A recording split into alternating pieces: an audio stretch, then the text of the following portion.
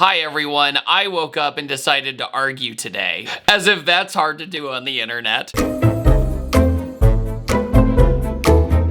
And my question was, what cars don't deserve the hype? And I have done this before for full transparency, but think of this as a sequel to the argument. So I'm gonna go through all the responses of the cars I've actually driven before and then either agree with you or just, tell you I think you're wrong.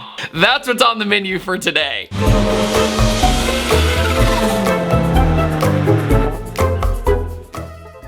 Today's video is sponsored by HB Tuners. HB Tuners is an incredibly user-friendly data logging software and tuning software I've been using for years. I typically use it on my Ford products like my Mustang, but you can use HB Tuners on all sorts of different platforms. And HB Tuners has the most advanced OBD interface out there, the MPVI3. I simply plug in my MPVI3, plug it in my laptop, and I'm good to go. And before you go on track, it's always really good to plug in HB Tuners, see what's going on, and make sure your motor is well and good. So once again, huge thanks to HB Tuners for sponsoring today's video. Make sure to head over to their website and let them know that I sent you. Thank you guys for listening, and on to the video. Okay, number one, the G-Wagon.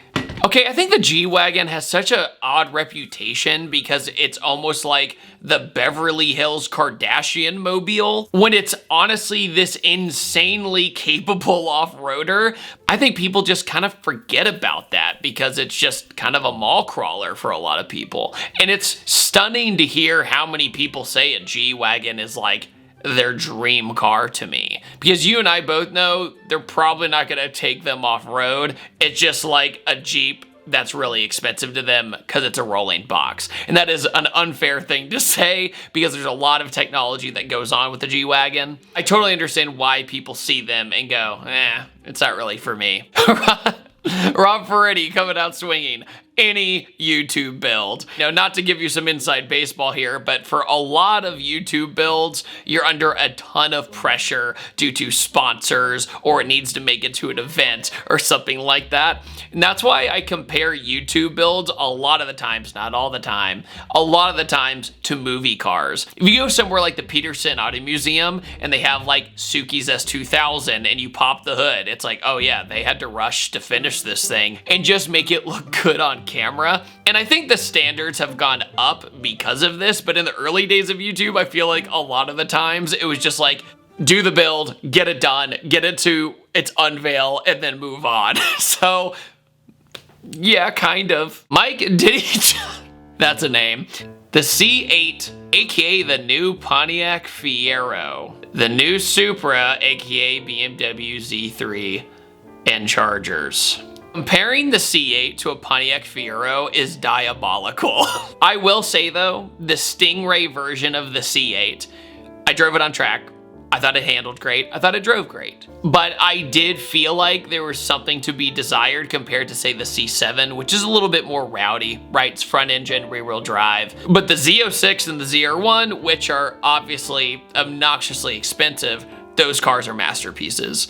They're absolutely incredible. And to say that they're like glorified Fieros is absolutely wild. I think he's trolling. If he's not, well, I'm just gonna answer it like he's not. But I've driven the Fieros, okay? It's not even close. The normal C8 Stingray is still an amazing car, but I do feel as though the jump to the Z06 and the ZR1 is so barbarically crazy that it's hard to go back. It's very hard to go back. First of all, your BMW joke about the Supra is wrong because it's actually the Z4, not the Z3. The manual Mark V Supra is a phenomenal car. Also, if you drive the Mark V Supra back to back with the Z4, it feels completely different. The Z4 to me is more cushy and kind of floaty, and the Supra to me is the more aggressive package, if that makes sense. On track, I would personally rather drive the Supra. It's that much of a difference in the butt dyno. The 2019 one compared to the final edition, it's like not even close. I will say though, it's gonna be interesting to see where the Supra name goes next, because I know Toyota's working on some kind of successor, so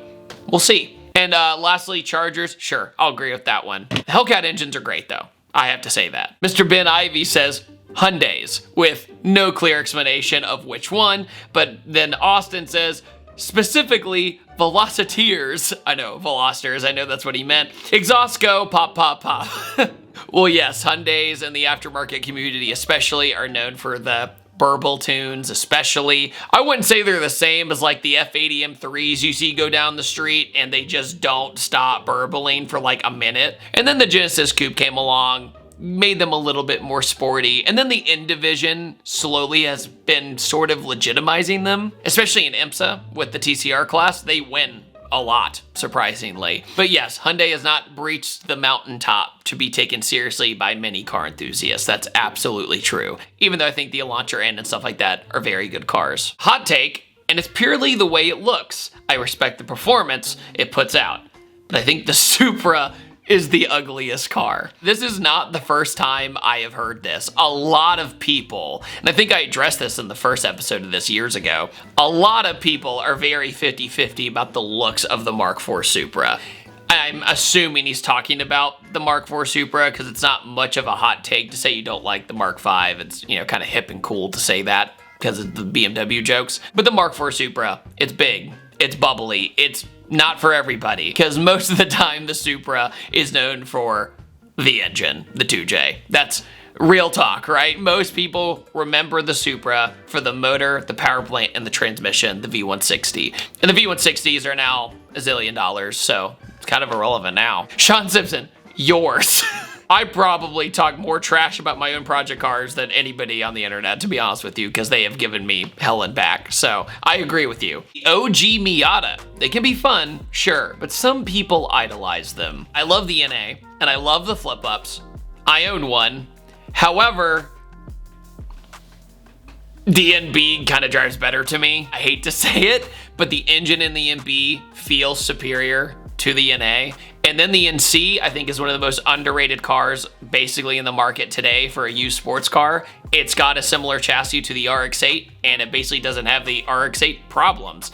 And the NCs on track give you so much confidence. It's insane. I know they're big and I know they're bubbly, but they're really fun to drive. And then there, of course, the ND is just amazing. Like, it's still to this day amazing. So when people talk about the OG Miatas and how they're not impressed by them and they don't really get it, I get it that they don't get it. The engine in the NA, for a lot of people, including me sometimes, it needs a little bit more oomph, especially if you have a 1.6. God bless you. Ender says, literally any hot hatch. That's a very, very broad term, but I will say that in my years of being in the car community, I've noticed that hot hatch owners are some of the fiercest defenders of their car. I can't really describe it, but what I'm saying is say somebody walks up and says, hey man, I'm not really a huge Focus ST fan or a VW GTI fan. They will be like, what do you mean, bro? It's a hot hatch. It's like the best thing ever. I have a blow-off valve at 5 PSI. I think the hot hatch needs to be seen for the value per dollar rather than a pinnacle of performance. I think a hot hatch is an amazing first car for somebody to get into if they're trying to get into cars. Yes, most of them are front wheel drive, but like the Golf R, for example, is all wheel drive, and that car drives amazing. It drives very similar to the Audi S3. So yes, I understand why people don't understand the hot hatch community in a lot of ways, but I'll go up to bat for it a little bit. Craig says, not as impressive as the media said, and left feeling underwhelmed. Okay, so fun fact, I have a video living with the GR Yaris for a week. If you're interested in that, please let me know. I'll release that very soon. GR Yaris is, to me, more of a prototype for the GR Corolla. And having gotten to drive both of them, because I'm very, very fortunate to, yeah, the GR Yaris feels this much older. It feels that much older. The Corolla does feel like the superior car in my opinion, but the Yaris for Europe is perfect. Like when it comes to the small streets, parking, stuff like that, I know that's not a very like cool thing to say about the Yaris, but it fits the environment that it's in. The Yaris belongs in places like Italy. I personally will defend it because I think it's a great car and I think it was a great stepping stone towards the GR Corolla. Feeling underwhelmed, that's normal when you drive a car that's been extraordinarily hyped online. When you watch a bunch of reviews and they give them 10 out of 10s, or if you're IGN, you give a 7 out of 10, right? And the Yaris to me is a fantastic car for the environment that it's in. DMC DeLorean. That is a good one. I would actually agree on that. Car itself, the DeLorean itself, I actually don't find that interesting anymore. Engine was terrible. Like, frankly, I was trying to come up with a nicer word. There isn't one. That engine was terrible. It was slow. So in Back to the Future, when they're trying to get to 88 miles an hour, it's actually taking that long.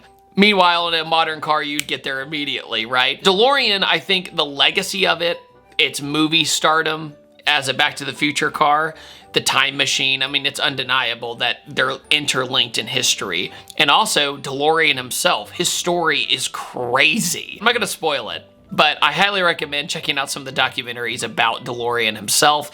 That's the more interesting side of the story, especially if you like history. God, I knew this one was gonna be on the list. The Mustang GTD. No modern Mustang is worth that price. And to hear that Ford is becoming as bad as Ferrari about this car is super cringe. The GTD, I finally just got to drive. Huge thanks to Vin Giggs for letting me drive his. It was a wonderful, wonderful day. I now wish I could drive one on track though, so I could really extract just how good the car is. So the GTD, let me kind of like, okay, let me readjust in my seat here. I almost don't even kind of, in my head canon, I guess you could say, I don't even really think it's a Mustang anymore. Since it's transaxle, since it has all carbon fiber, the only thing that really feels like the Mustang is the interior. And I know that's not fair to say at all, but also due to just how exclusive it is, which I can understand that argument being kind of annoying. It's one of those things to where companies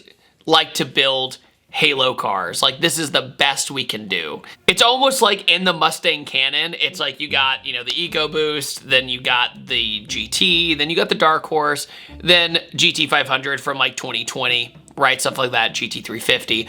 And then you go all the way to the stratosphere, and that's GTD. It's like just almost not even in orbit.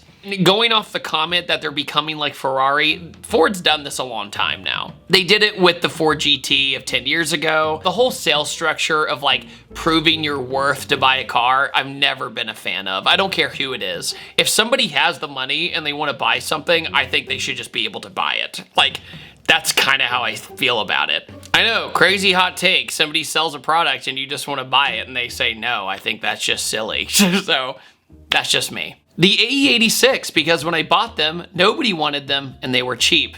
And then people watched anime, right?